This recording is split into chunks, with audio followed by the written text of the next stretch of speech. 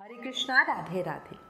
आज आपको एक बहुत ही सुंदर बाल गोपाल के प्रेम की सत्य घटना बताती हूँ।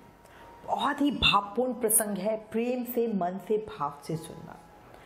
जब हम कृष्ण को प्यार करते हैं, उनके साथ रिश्ता निभाते हैं, तो वो भी हमें उतना ही प्यार करते हैं, हमारे साथ वैसा ही रिश्ता निभाते हैं। निभाते हैं ना? बिल्कुल निभाते हैं। कॉन्फिडेंस से कहो, बिल्कुल निभाते हैं। कान्हा जी ने स्वयं कहा है, तू मेरी तरफ हाथ बढ़ाकर तो देख, तुझे थाम ना लूं, संभाल ना लूं तो फिर कहना।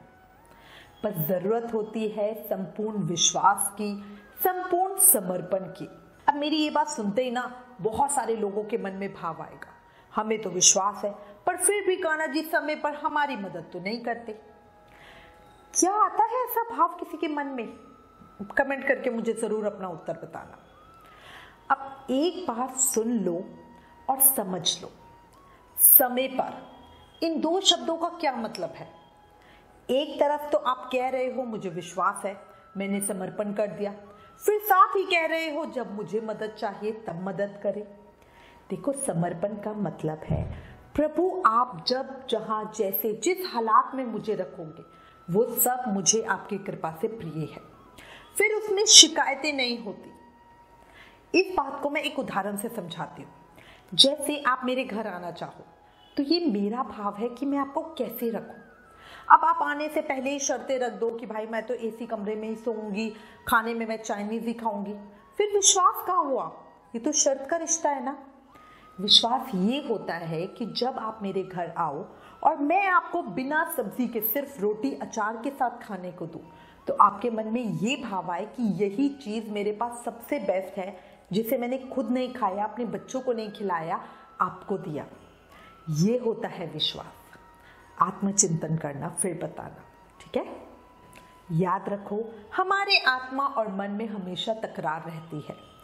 आत्मा परमार्थ की तरफ चलना चाहता है और मन स्वार्थ की ओर। आत्मा शुद्ध रूप है, जबकि इस शरीर में कलयुग का वास है। विचार करना। अब ये एक बहुत ही प्यारी सत्य घटना बताती हूँ। बहुत समय पहले की बात है। किसी गांव में एक निर्धन जुलाहा दंपत्ति रहते थे। जुलाहे होते हैं जो कपड़ा बुनने का काम करते हैं। उस जुलाहे का नाम था सुंदर और उसकी पत्नी का नाम था लीला। दोनों पति पत्नी बहुत मेहनती और संतोषी स्वभाव के थे। दोनों एक दूसरे को अच्छे से समझते और अपने वैवाहिक जीवन को बहुत अच्छे से निभाते। सारा दिन खूब मेहनत करते, कपड़े बनाते, पर समय का फेर कहो या किस्मत का खेल, उन्हें कपड़ों की कीमत अधिक नहीं मिलती। बस इतना कि ऐसे तैसे जीवन चल रहा था। दोनों ही अत्यंत संतोषी स्वभाव के थे। जो मिलता उसी से संतोष करके रहते थे। उन्हें अधिक की चाह भी नहीं थी। कलयुग की सबसे बड़ी हाय हाय यही है, जिसमें लोग ज्यादा से ज्यादा जोड़ना चाहते हैं, जमा करना चाहते हैं, पर उनमें ये हाय हाय नहीं थी। उनकी झोपड़ी भी टूटी फूटी थी, पर जब मन में संतोष हो तो कोई शिकायत नहीं होती। वह दोनों भगवान श्री कृष्ण के परम भक्त थे। दिन भर के परिश्रम के बाद जो भी समय मिलता उसे दोनों भगवान के भजन कीर्तन में व्यतीत करते। दुनिया में वो दोनों अकेले थे, ना कोई रिश्ता नाता, ना कोई बच्चा। दोनों अकेले भगवान श्री कृष्ण के आश्रय पे रहते। सुंदर बाबा के पास एक तानपुरा था और एक खड़ताल थी। जब दोनों मिलकर भजन गाते तो सुंदर बाबा तानपुरा बजाते और लीला माई खड़ताल। दोनों के मन में कृष्ण प्रेम इस कदर था कि जब दोनों भगवान के भजन करते तो ऐसे खो जाते, उनको अपनी भूख प्यास की भी कोई चिंता नहीं रहती। अपनी दीनहीन अवस्था के लिए उन्होंने कभी भगवान को उल्हाना नहीं दिया। उनके मन में भी कभी किसी तरह की कोई चाह नहीं आई, हमें अच्छा घर मिल जाए, पैसे मिल जाए, या वो ज्यादा कमाई करने लगे। उनमें ऐसी कोई चाह थी नहीं। वो अपने इसी जीवन में प्रसन्न थे। हाँ, कभी कभी दुनिया को देखकर उन्हें अपनी संतान न होने का दुख तो सताता था। देखो, ये सब भी भगवान की रची माया है और इस माया में हर कोई फंसता ही फंसता है, और जो नहीं फंसता वो फंसने को आतुर रहता है। पूछो उन लोगों से जिनकी शादी नहीं हुई है या उनको बेबी नहीं हुआ है, उन्हें हर पल इसी का दुख रहता है। और यही दुख सुंदर बाबा और लीला माई को भी सताता था। पर फिर भी इसी दुख के साथ वो सदा भगवान की भक्ति में ही मग्न रहते। इस दुख को अपने कर्मों का फल मानकर अपने आप को ही समझाते रहते। गांव वाले आकर उन्हें बच्चा होने के अलग अलग उपाय बताते रहते, पर उन्हें कृष्ण पर इतना अधिक विश्वास था कि वो हमेशा कहते, अगर किस्मत में बालक है तो कान्हा जी अपने आप दे देंगे, और अगर किस्मत में बालक नहीं तो लाख जतन कर लो, इन उपायों से भी कुछ नहीं होगा। समय धीरे धीरे बीत रहा था। उन दोनों की उम्र भी अधिक होने लगी थी। बालक होने की अब दूर दूर तक कोई संभावना भी नहीं थी। एक दिन मैया लीला ने सुंदर से कहा, हमारी कोई संतान नहीं है। कहते हैं कि संतान के बिना मुक्ति प्राप्त नहीं होती। अब हमारी आयु भी अधिक हो चली है, ना जाने कब बुलावा आ जाए। मरने के बाद कौन हमारी चिता को अग्नि देगा, कौन हमारे लिए तर्पण आदि कार्य करेगा, कैसे हमारी मुक्ति होगी। सुंदर बाबा बोले, अरे तू क्यों चिंता करती है, ठाकुर जी है ना, वही सब करेंगे, वही सब देखेंगे। अब सुंदर ने ये बात कह तो दी, पर फिर भी वो चिंता में डूब गए। एक समय सुंदर बाबा कपड़ा बेचने नगर में गए। उस दिन एक बहुत बड़े सेठ ने बाबा का कपड़ा देखा और बिना मोल भाव किए बाबा को कपड़े का बहुत अच्छा दाम दे दिया। बाबा बड़े हैरान थे कि आज कैसे कपड़ा इतनी अधिक कीमत में बिक गया। बाबा घर की तरफ चलने को तैयार हुए, तभी उनकी नजर सामने वाली दुकान पर पड़ी। वहां पूजा पाठ का सब सामान मिलता था। वहां सुंदर बाबा ने देखा एक बहुत ही सुंदर बाल गोपाल की छोटी सी मूर्ति रखी है। बाबा चलकर दुकान पर आए। वो मूर्ति इतनी प्यारी और ऐसी जैसे अभी बोल पड़ेगी।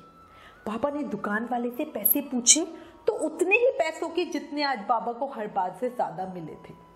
बाबा बहुत खुश हुए। बड़ी खुशी से बाबा ने वो प्रतिमा ले ली और तेज तेज कदमों से घर की तरफ चल पड़े। वो जल्दी से जल्दी घर पहुंचकर लीला को बाल गोपाल से मिलवाना जो चाहते थे। घर पहुंचते ही बाबा जोर जोर से चिल्लाने लगे, अरे लीला कहाँ है, जल्दी आ, तेरा लाला आया है, तेरा बालक घर आया है। अब ये बात सुनकर लीला माता आश्चर्य करती हुई दौड़कर बाहर आई तो बाबा ने उनके हाथों में बाल गोपाल को देते हुए कहा, ले आ गया तेरा लाला। मैया बाल गोपाल को हाथ में लेते ही रोने लगी। उनसे कुछ बोलते ही नहीं हो रहा था। बाबा बोले, इन्हें मैं नहीं लाया, ये स्वयं आए हैं, इन्हें हमारी चिंता है, तभी तो देख ऐसे आ गए हमारे पास। अब यही हमारे बालक है, अब हम इन्हें ही पुत्र स्नेह करेंगे। अब जो है यही हमारे हैं और तू देखियो यही हमारे पुत्र होने का फर्ज पूरा करेंगे, यही हमारी मुक्ति करेंगे। कहते हुए बाबा भी जोर जोर से रोने लगे। मैया रोते रोते बोली, आप बिल्कुल ठीक कह रहे हो, यही हमारे लल्ला है। आज दोनों खुशी के आंसू रो रहे थे और बहुत खुश थे। मैया तो उन्हें अपनी गोद से नीचे ही नहीं उतारना चाहती थी। आज दोनों बहुत बहुत बहुत खुश थे। उनके घर में एक नन्हा बालक जो आया था। अब पापा ने जल्दी से घर में एक जगह साफ करके वहां पर स्थान बनाया और एक चौकी लगाकर उस पर बाल गोपाल को विराजित कर दिया।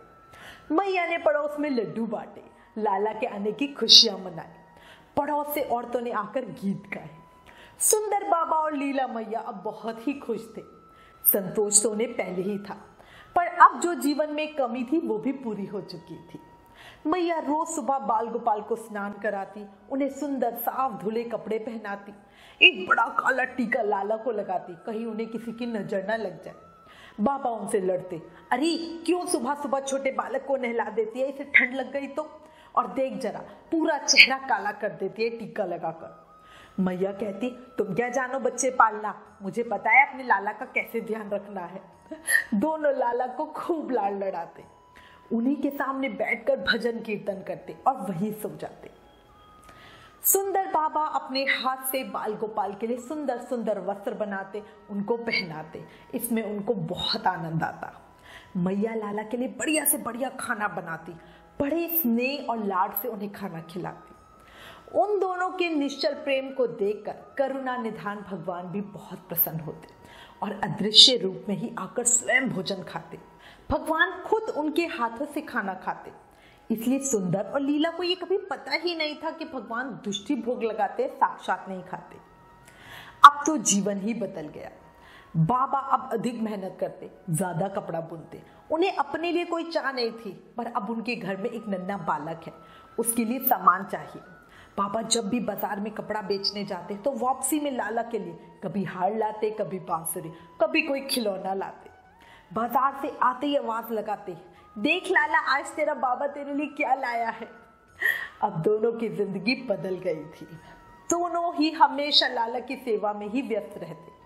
जब कभी बात करते तो बस लाला की ही बात करते। मैया माँ की तरह चिंता करती, सुनो जी लाला आजकल कम खाना खा रहा है, ठंड भी हो रही है, कल घी लाना, लाला के लिए लड्डू बनाती हूँ। बाबा कहते हाँ गोंद डालकर बनाइयो, लाला को गर्मी मिलेगी। ठंड को देखकर मैया लड्डू की तैयारियों में लगी और बाबा गर्म कपड़ा बुनने की तैयारियों में लगे। मतलब दोनों का हर समय हर पल बस अपने लाला के लिए ही था। एक समय मैया ने बाबा को कहा कि ठंड बढ़ने से बाजार बंद हो जाएगा, पहले ही जरूरत का सब सामान लाकर रख लो। बाबा ने सोचा कह तो सही रही है, इसलिए बाबा ने गर्म कपड़े का एक बहुत बड़ा थान बुना ताकि उसे बेच के ठंड के लिए समय के लिए घर का सभी सामान लाया जा सके। अब दोनों को यही लगता बच्चा घर में है तो बेबी को परेशानी ना हो। थान बहुत ही बड़ा और सुंदर बना। बाबा ने मैया से कहा इस थान को मैं अकेले बाजार नहीं ले जा सकूंगा, तू भी मेरे साथ चलना। अब दोनों उस थान को लेकर बाजार में गए, उसे बेचा, घर का सामान लिया। उस दिन बहुत ही ठंड थी, शीत लहर साए साए चल रही थी। ऐसे तैसे बड़ी मुश्किल से बाजार का काम खत्म कर दोनों घर पहुंचे। ठंड से उन दोनों की हालत खराब हो रही थी। आते ही दोनों लेट गए। ऐसे में लाला को खाना खिलाना ही भूल गए। धीरे धीरे ठंड पड़ रही थी, रात पांव पसार रही थी। उन दोनों ने भी सुबह से कुछ नहीं खाया था, ठंड में ऐसे ही पड़े थे। तभी दोनों को एक बहुत हल्की सी आवाज सुनाई दी, माँ बाबा मुझको भूख लगी है। दोनों को समझ ही नहीं आया ये कैसी आवाज है। थोड़ी देर में फिर आवाज आई, माँ बाबा मुझको भूख लगी है। अब दोनों हड़बड़ा के उठ गए, चारों ओर देखा आवाज कहाँ से आई, पर उन्हें कोई नहीं दिखाई दिया। तभी लीला को याद आया, हे राम आज तो मैं लाला को भोजन ही नहीं कराया। वो दौड़कर लाला के पास पहुंची तो देखा बाल गोपाल का सुंदर मुख कुमलाया हुआ है। मैया वहीं गिर पड़ी, खूब रोई, जल्दी से गई और फटाफट खाना बनाकर लाई। आज मैया इतनी भावुक हो रही थी कि मैया ने लाला को अपनी गोद में ही ले लिया और भोजन कराने लगी। दोनों पति पत्नी वहां बैठे रोए जा रहे हैं, लाला को भोजन करा रहे हैं और साथ ही बार बार उनसे माफी भी मांग रहे हैं। ऐसा प्रेम था उनका। भक्तों का ऐसा प्रेम और भाव देखकर भगवान भी द्रवित हो गए। तभी भगवान श्री कृष्ण उन दोनों के सामने साक्षात रूप में प्रकट हो गए। भगवान ने अपने हाथों से अपने रोते हुए माता पिता की आंखों के आंसू पोंछे और फिर बोले, मेरे प्रिय भक्तों, मैं तुम्हारी भक्ति और प्रेम से अत्यंत प्रसन्न हूँ। तुम जो चाहे वो वर मुझसे मांग लो, मैं तुम्हारी हर इच्छा पूरी करूंगा। इतना सुनते ही दोनों भगवान के चरणों में गिर पड़े और बोले, हे दया निधान, आप हमसे प्रसन्न हैं और स्वयं हमारे सम्मुख उपस्थित हैं। हमारा जीवन धन्य हो गया, इससे अधिक हमें और कुछ नहीं चाहिए। हमारे जीवन की हर इच्छा पूरी हो गई। हम अपने लाला को हमेशा बस यूं ही प्यार करते रहें, उसकी सेवा करते रहें, बस हमें यही आशीर्वाद दो। अब भाव देखो, भगवान से उनकी सेवा का ही अधिकार मांग रहे हैं। भगवान बोले, यदि तुम चाहो तो मैं तुम्हारे जीवन में संतान के इस अभाव को खत्म कर देता हूँ और तुम्हें एक सुंदर संतान दूंगा। अब ये सुंदर सुंदर और लीला एकदम व्याकुल होकर बोले, नहीं भगवान, हमको संतान नहीं चाहिए। अब ये सुनकर भगवान ने पूछा, क्यों? अपने जीवन में संतान की कमी को पूरा करने के लिए तो तुम मुझे अपने घर लेकर आए थे। ये सुनकर वो दोनों बोले, प्रभु अब हमको डर है, यदि हमको संतान हो गई तो हमारा मोह उस संतान के प्रति बढ़ जाएगा और तब हम अपनी लाला की सेवा ठीक से नहीं कर पाएंगे। उनका प्रेम और भक्ति से भरा उत्तर सुनकर करुणा निधान भगवान भी करुणा से भर उठे।